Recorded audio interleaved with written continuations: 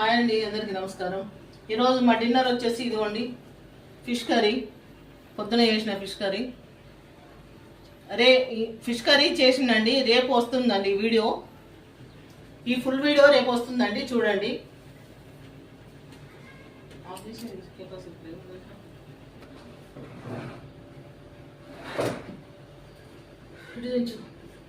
ఇదిగోండి మా డిన్నర్ ఇది.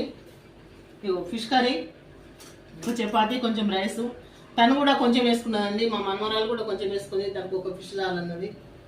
చూడండి, చూసిన ప్రతి ఒక్కరు కూడా సబ్స్క్రైబ్ చేయండి, లైక్ చేయండి. 1 minute దాకా